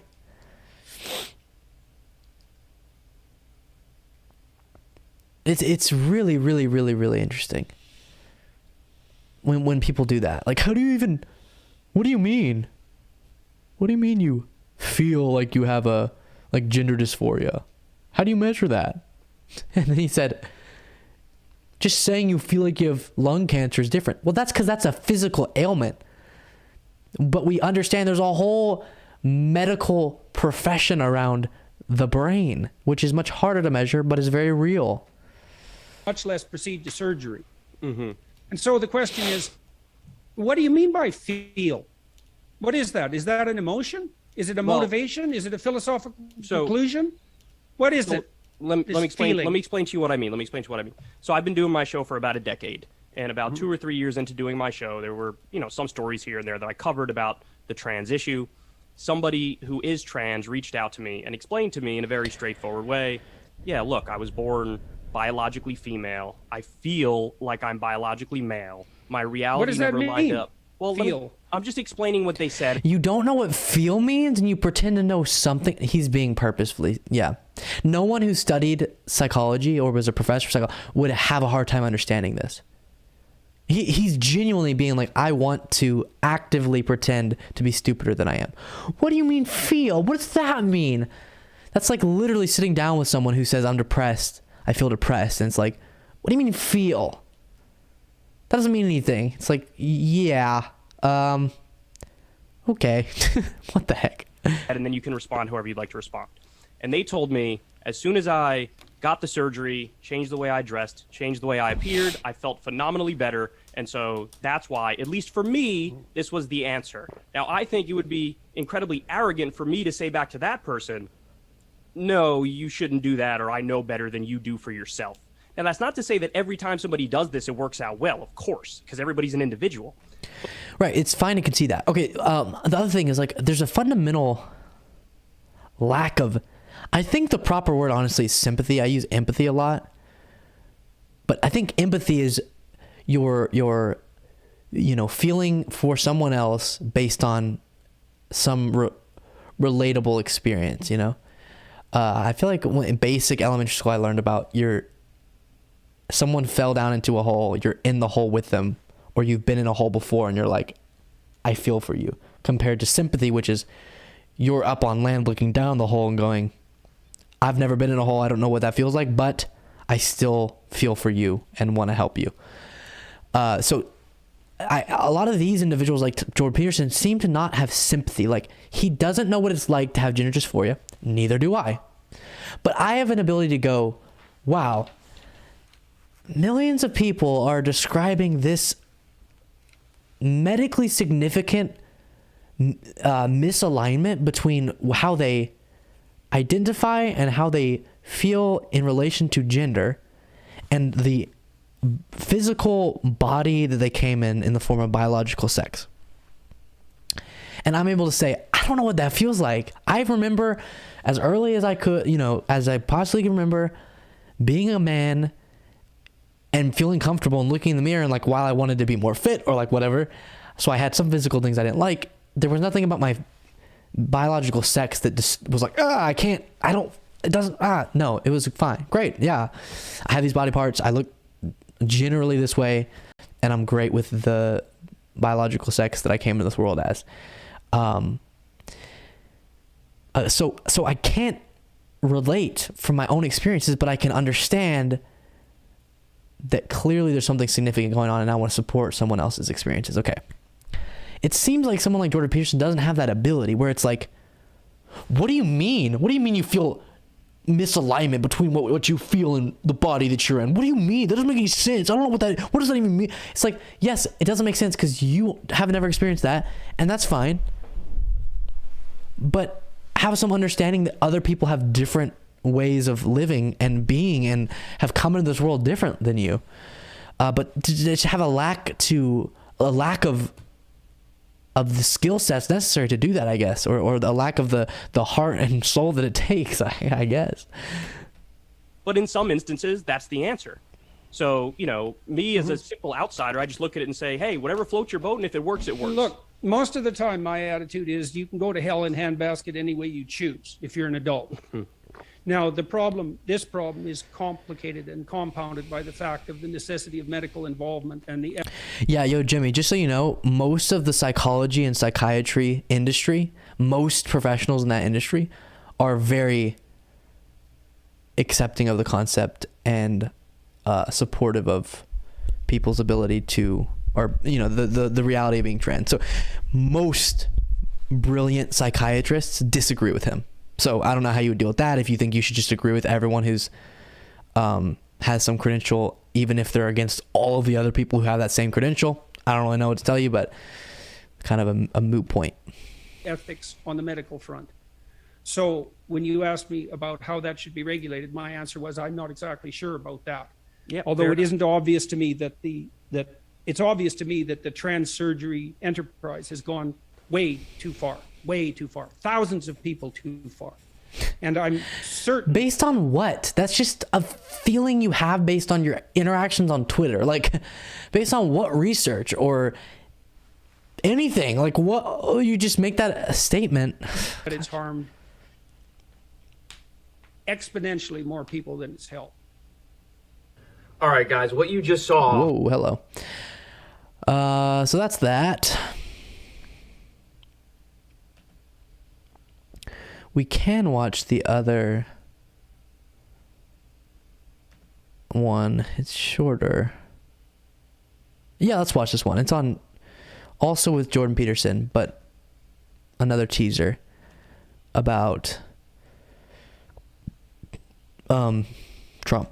If you were an American citizen, you were here in the 2020 election, would you have voted for Trump, Biden, nobody, or a third-party candidate?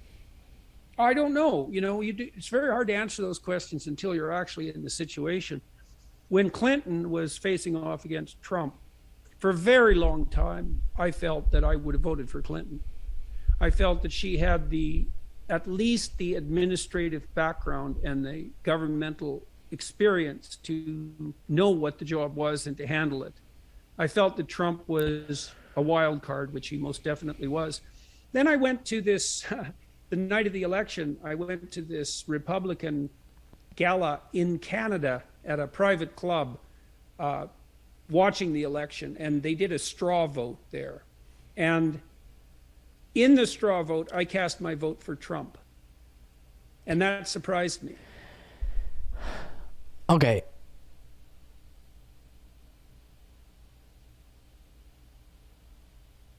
Well, the whole world is insane. I get what you're saying, but it is our business in that it's helpful for us to understand so that we can defend. Because it takes more than just trans people to defend themselves from all the right wing that like hates them so much. So I do think it's good for us to understand and think about so that we can effectively defend, you know, on their behalf. Because anytime there's like a group of people that gets a lot of oppression and hate from society, the way you prevent that is definitely a larger coalition that will stand up for them. But back to what I was saying here, it's so interesting how someone like him would admit, this just to me shows a very I really can't think of the way that I could effectively articulate this thought, but it's such a thing that I pick up on a lot.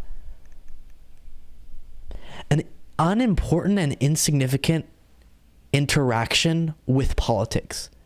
That's what this conveys to me, the way he's talking about the 2016 election. Like, whenever tiny things sway you to voting for Trump instead of Hillary, like if you're a regular working American who just kind of keeps up with politics, not really, but you want to vote and you don't know who you're going to vote for and you go back and forth and you vote for one of them, okay.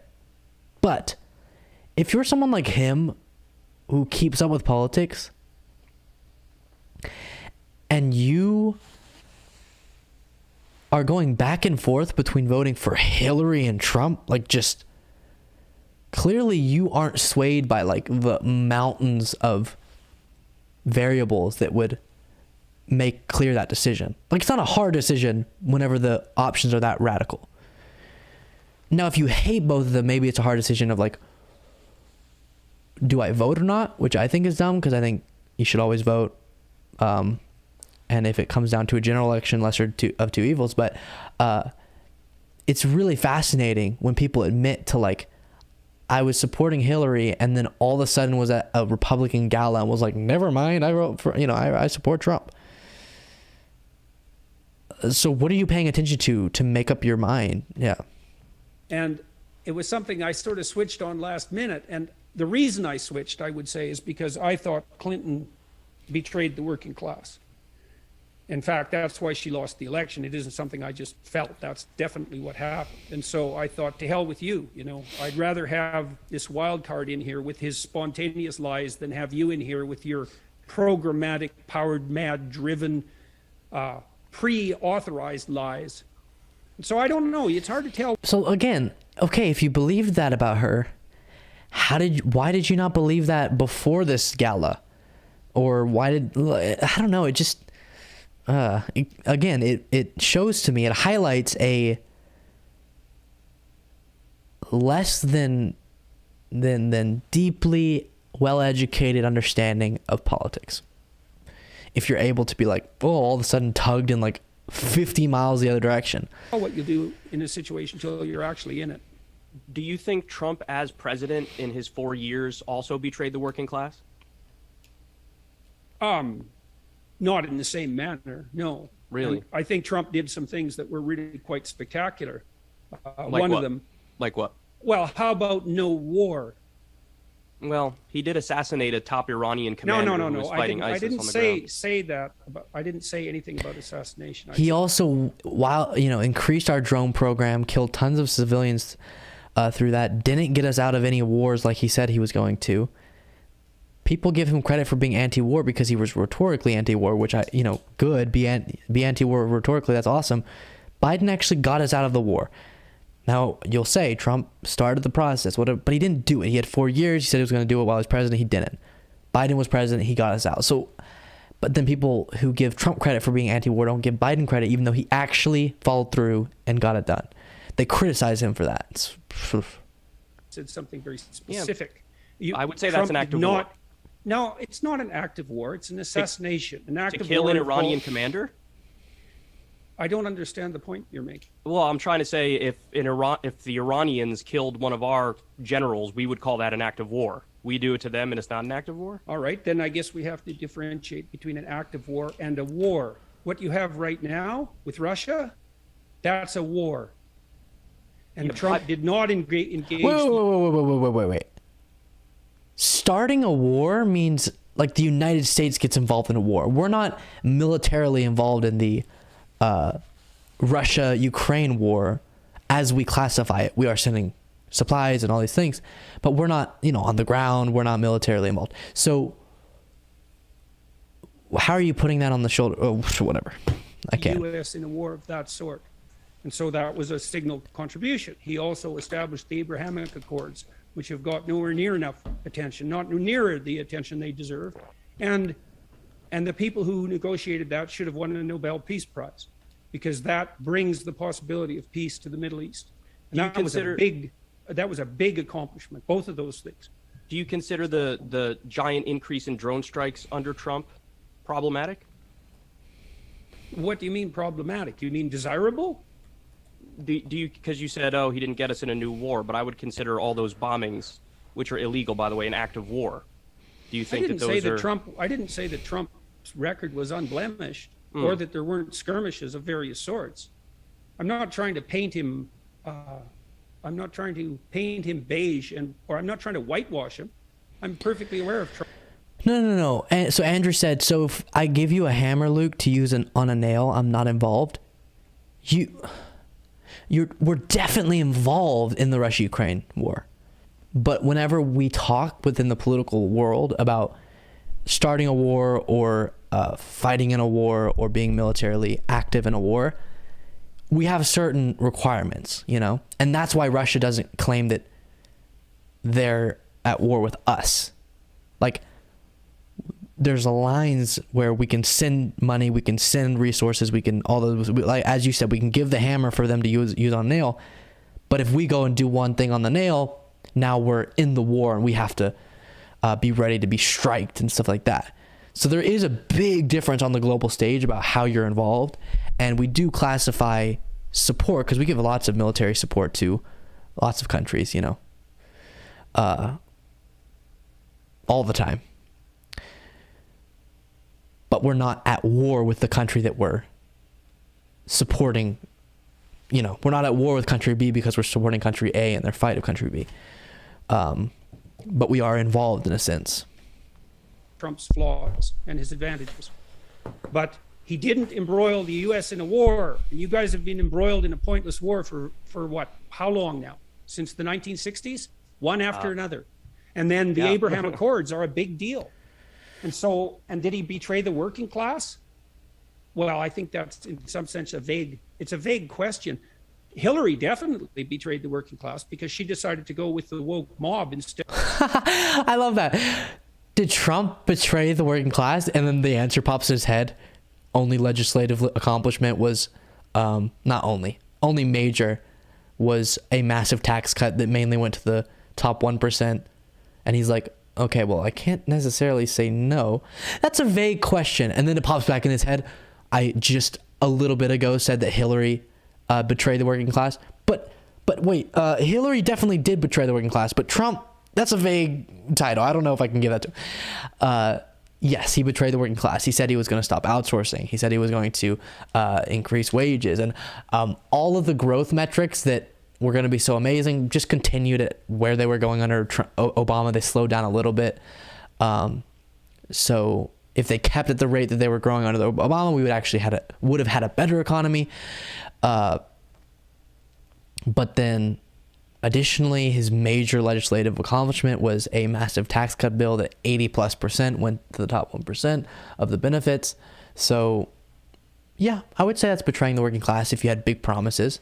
And he said he was going to give everyone health care at one point. Yeah. He said he was going to do a massive infrastructure bill. That didn't happen. So yeah. instead of instead of the typical base of power that the Democrats had always relied on. So can I give that was you an a conscious example? decision. Can I give you an example on Trump betraying the working class? Because there's a few things you could point to. First of all, there was net outsourcing of jobs under his administration when he campaigned as the opposite. The second thing is his number one legislative accomplishment was a 2017 tax cut where 83% of the benefits went to the top 1%. So those are two examples of, he campaigned as the anti-outsourcing guy, then there was net outsourcing under his administration. And in fact, that same tax bill incentivized outsourcing. And then again, that tax bill mostly benefited the wealthy, and it didn't help the working class. So that's what I mean by betraying the working class. I think he campaigned in a very populist way, but in terms of how he governed, it was very sort of standard establishment Republican, just like George W. Bush, for example. Yeah, well, I don't have any real comments on that. Like I said, I'm not trying to whitewash the Trump administration. I love that. I love it. Kyle did a great job of just like really quickly explaining what he meant, or explaining how Trump really did betray the working class. And Jordan Peters, which to his credit, instead of BSing, he just makes it obvious that he doesn't disagree. He's like, oh, okay, well, I don't know. I can't be real anti-Trump right now because my career has gone in a really right-wing direction, and I need all those people to support me. But also I am knowledgeable enough to know that Trump didn't do all the good things that we pretend. I'm just pointing to a couple of things that he did that he hasn't got credit for. Yeah, and you should have got credit for. I actually enjoyed, you were on the PBD podcast, I think it was recently, and you made a comment that you found Trump whiny, particularly over the, common refrain that he can't stop saying he thinks the election was stolen. And correct me if I'm wrong, but your commentary was like, move on. Well, I think it's a strategic error on his part, at minimum. I mean, Trump portrays himself and thinks of himself as a winner. And part of his attractiveness on the populist front was his unabashed, victorious persona, let's say. And he's the guy that gets things done, and he's the guy that wins. But apparently, the election was stolen from him. And so that begs the question, are you the winner and the guy that gets things done, or are you the guy that lets things be stolen from you? And the answer that Trump had always had was, well, I'm not the guy. I'm not that guy. I don't know who else I am, but I'm definitely the winner here. And I think that now campaigning as if he was the victim, let's say, of a plot isn't going to do him any good. I think it was probably a fatal decision from a strategic perspective, because it's so off-brand. And that has nothing, that's completely independent of... It's interesting. I agree with this part. Even setting aside the fact that denying the results of a, election that was free and fair and had very, little and, tiny fraud, same as every other past election where there's a handful of fraud cases and people get caught for it and they get prosecuted. Not mass, not any effect on the election. Very secure election, one of the most secure we've had. And setting aside the fact that pretending that was a stolen election is horrible for democracy, and like a little whiny baby thing to do, just from Trump's strategy, if I was his advisor, I agree with Peterson here. Like, it's not a good look, bro. All your campaign message seems to be going forward, if you do end up running, is like, I won in 2020. Elect me 2024. What? And so I agree that if he could move forward and reclaim that identity of I'm the winner, whatever, I could get things done in the swamp, that might be a better chance for him than just whining about something that didn't happen. Whatever virtue the argument about the stolen election might have. Well, I don't believe that the judiciary in the United States is so corrupt that the possibility of a valid finding on the election fraud front has been reduced to zero. I don't find that credible. And I do think, so I also think that it's a mistake on that front. And it's a mistake for conservatives. It's a real mistake for conservatives to take that route, because conservatives can't say all the institutions are corrupt and untrustworthy. That's what the radical leftists say. And populist conservatives tend to do that, and that really leaves them with nothing except maybe an appeal to public whim, and that's no way to govern. So I think that was a mistake too. You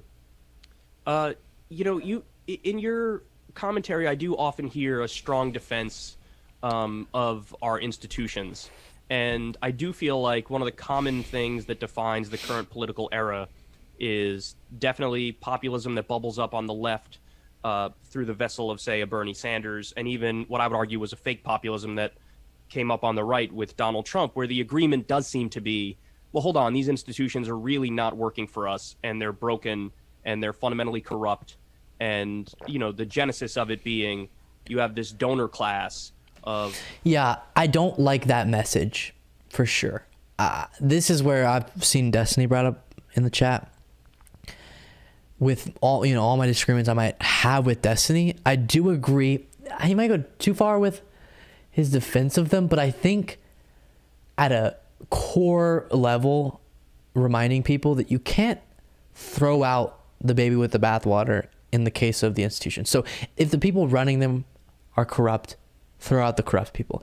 If the way that the institution's set up is broken, work to fix it. But saying there is no utility, there is no value to the institutions we have set up, and we just need to, then you are setting yourself up for a situation where you really don't have anything holding together the society that you're in. Corporations and billionaires that donates to politicians, and then they get elected and do the bidding of that donor class and the corporations. Do you disagree with that analysis? Do you think that that's just overstating the problem and the institutions are actually healthy? Or I think it's partly a Tower of Babel problem. So I've been listening a fair bit to Russell Brand, who I quite like.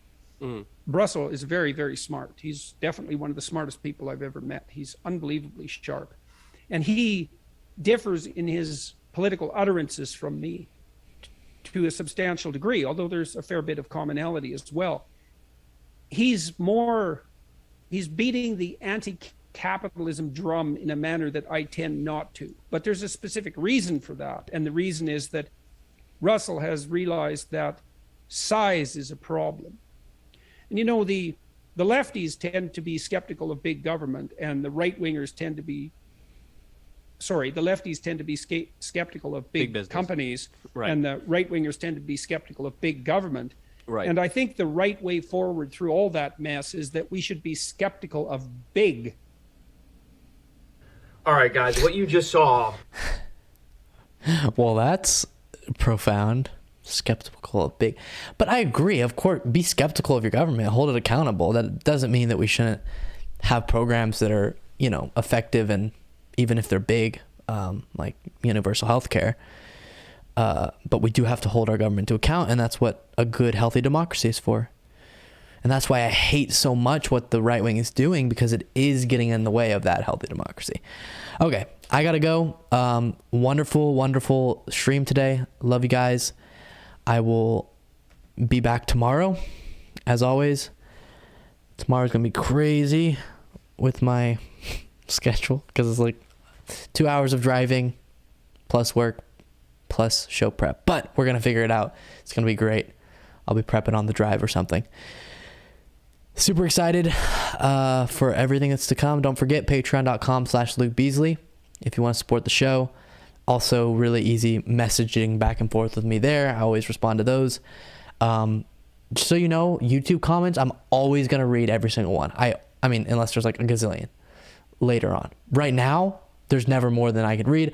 I just don't like responding because, first of all, it'll start like a conversation a lot of times, and I don't want to have to like be in some super long comment conversation, because if I say my point to your point and then you say a point, I'm going to see your point and feel like I'm avoiding it. If I don't respond to it, it'll just go on forever. Plus, if I respond to one comment, I feel bad because I feel like other people are like, why did he respond to theirs, not theirs? But I read every single one. So definitely any of the comments you put down there, like I read and I think about it, and I love seeing what you guys have to say. And genuinely, like, I craft how I feel like I'm doing with each video based on what you guys are saying in the comments. So definitely do that. And yeah, I will see you very, very soon, as in tomorrow at 5 p.m. Eastern.